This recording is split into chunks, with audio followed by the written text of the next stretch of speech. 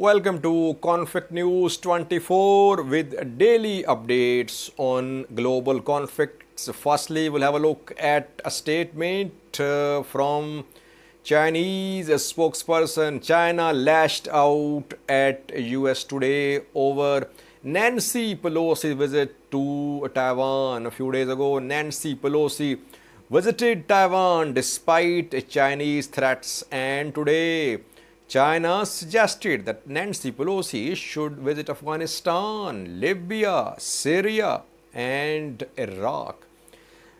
Secondly, China 2 days ago proposed a solution to China-Taiwan issue, a reunification plan called One Country, Two Systems plan. But a few hours ago, Taiwanese president and foreign ministry rejected this proposal. What is this proposal about one country, two systems? Thirdly, Russia-Ukraine conflict. A few hours ago, UN Security Council, at the request of Russia, held a meeting about the security of nuclear power plant Zaporizhia under Russian control. What happened there? What did Russian, Ukrainian, IAEA representatives say at the meeting? Meanwhile, more attacks were reported today close to 3 plants.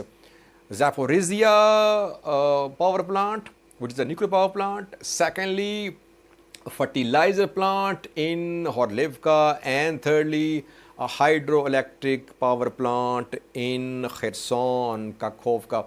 And lastly, we have details for you on a map about some new advances made by Russian military.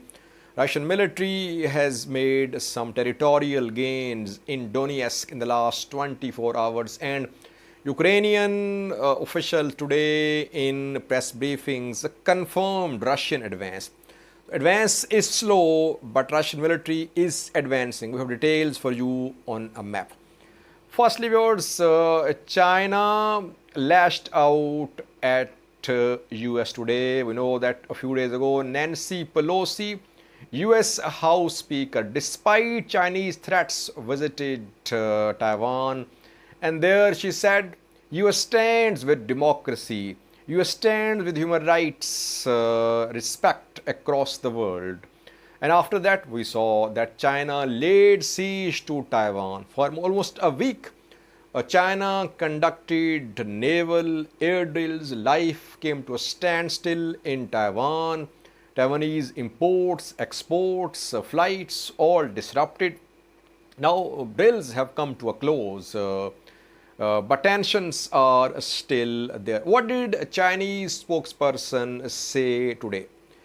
Chinese spokesperson said, if Pelosi cares about democracy and human rights, she should visit Afghanistan, Iraq, Syria, and Libya to express repentance over hundreds of thousands of innocent civilians killed by US military and promise that such atrocity in violation of UN Charter will never happen again.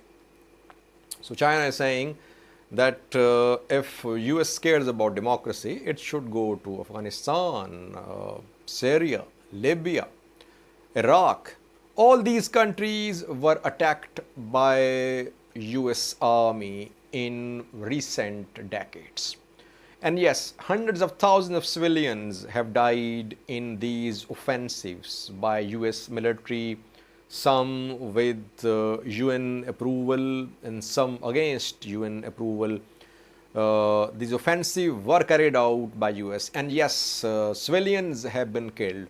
Will Pelosi visit Afghanistan and call for investigations into the deaths of civilians there, and Iraq as well, Syria? I don't think there is any likelihood. But China is now criticizing US policy when it comes to democracy and human rights. US says it's a champion of democracy and human rights across the world, but according to China, US is involved in grave violation of human rights across the world. Secondly, viewers, Taiwan has rejected a new proposal by Chinese government. Proposal of reunification.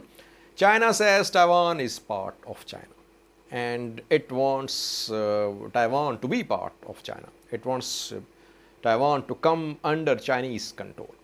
2 days ago, a Chinese government published a white paper which was a defense roadmap regarding Taiwan. In that white paper, the Chinese government proposed a solution to China-Taiwan tension. It proposed that Taiwan should be reunited with China, but Taiwan will be allowed to retain its capitalist system. So Taiwan will be part of China, but Taiwan will continue having capitalist system. China has communist system. Taiwan will have capitalist system, but both will be part of one country, China. Response from Taiwan was awaited. A few hours ago, Taiwanese president and Taiwanese foreign ministry rejected this Chinese proposal. Taiwan does not want to be reunited with China. It does not want to be unified with China, you can say. After Pelosi's visit, we are seeing that China has intensified its efforts to make Taiwan part of China. Maneuvers were conducted. Now a proposal is being submitted. It is being shared, though Taiwan is rejecting. It means that in coming days, we could see more such measures adopted by China to make Taiwan part of China. It will be interesting to see what role US will play in this China-Taiwan tension. How far will US go in supporting Taiwan? How far US allies in the region, Japan, South Korea and others will go in supporting Taiwan? But new Chinese moves indicate that in coming days, weeks and months, we could see some significant developments regarding China-Taiwan issue. Thirdly, viewers, Russia-Ukraine conflict, 3 developments. Firstly, a few hours ago, UN Security Council held a meeting regarding the security of nuclear power plant Zaporizhia, largest power plant in Europe. And their IAEA representative briefed the participants. 15-member UN Security Council was briefed by IAEA representative. Russia spoke as well. Russia accused Ukraine of carrying out attacks on Zaporizhia. Ukraine responded, it accused Russia of carrying out attacks on Zaporizhia. Now, both countries agreed that International Atomic Energy Agency IAEA should be allowed to visit this plant, and IAEA should carry out the inspection to see what is happening on the ground. IAEA spoke at the UN Security Council, said that situation was deteriorating and immediate intervention was required.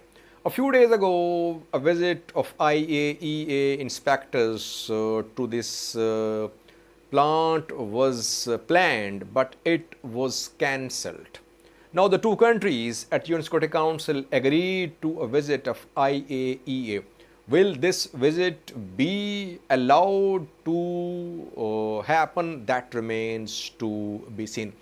And viewers, the experts say that if transmission of power to Zaporizhia is disrupted permanently, it could lead to radioactive emission as well. So it's not that only shelling and rocket firing on this plant will lead to radioactive emission. If power is cut off permanently, it can lead to catastrophic situation as well. And power lines are being targeted. If power is cut off to the plant will run on generators. If generators run out of fuel, what will happen? It means there will be a nuclear disaster.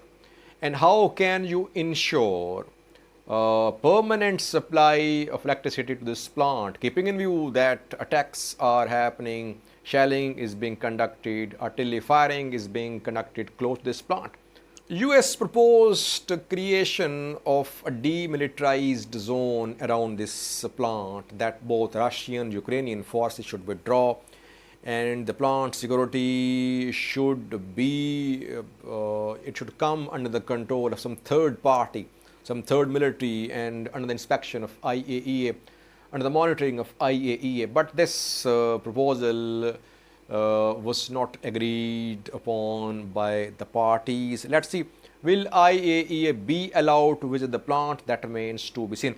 More attacks close to this plant and other plants are being reported. Firstly, again today, Russia, Ukraine exchanged statements, exchanged blame and accusations that attacks were carried out on and near Zaporizhia. Secondly, a fertilizer plant was attacked in Horlivka in Donetsk Oblast. There was an attack on this fertilizer plant which is in Horlivka, and its name is Citrol Nitrogen fertilizer plant. There is fear, there is risk of ammonia exposure. And Kakhovka, which is a hydroelectric power plant, it also came under attack in Kherson region a few hours ago. Several explosions were reported close to Kakhovka. So explosions, shelling, rocket firing, artillery shell firing are being reported close to Kakhovka.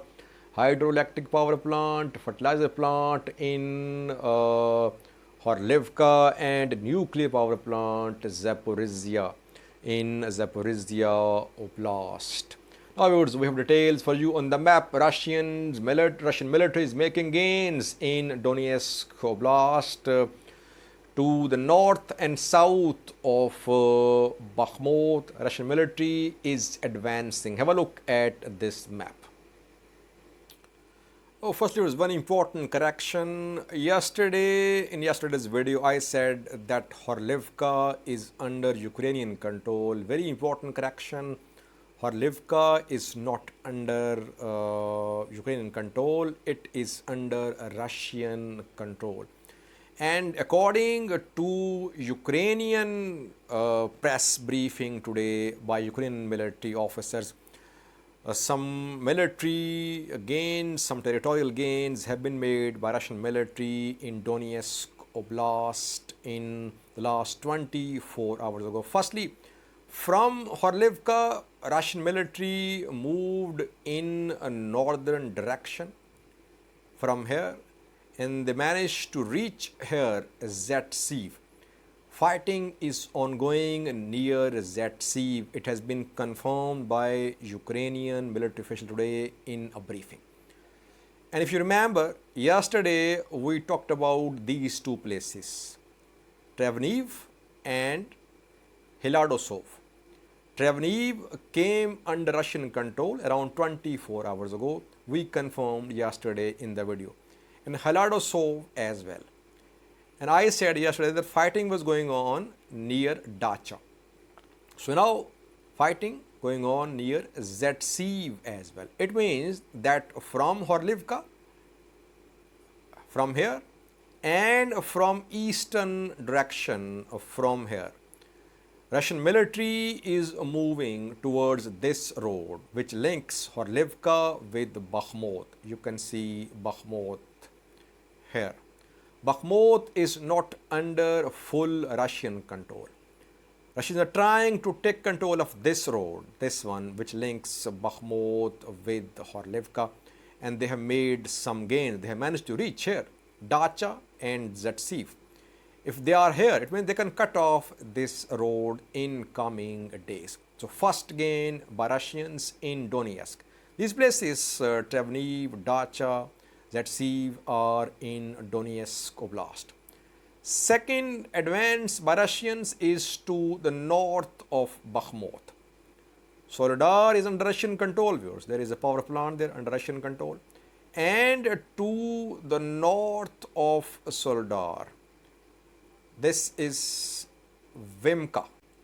In today's morning briefing, Ukrainian military officials confirmed that fighting was ongoing near Vimka. You can see Vimka here.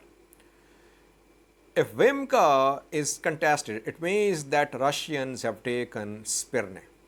Spirne is right on Luhansk-Donetsk border. This black dotted line, zigzag line, shows Luhansk-Donetsk border.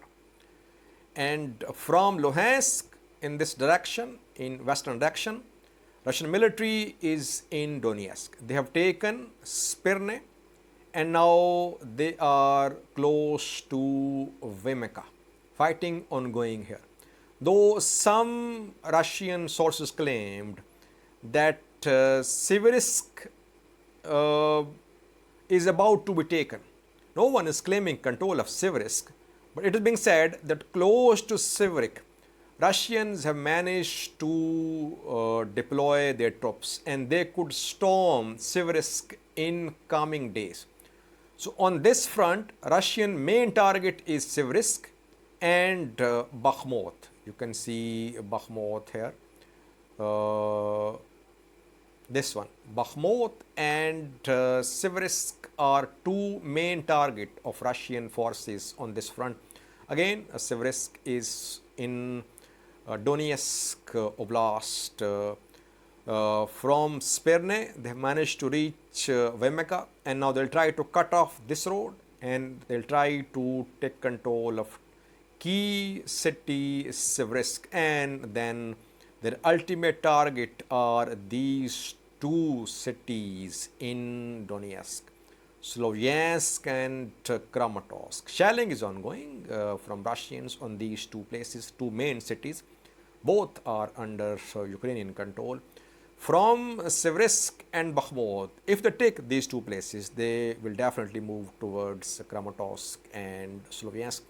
Russians are making gains, but gradually, slowly, and for one town, one village, they have to fight for several days. That is why pace of their advance is very slow. Thank you for watching.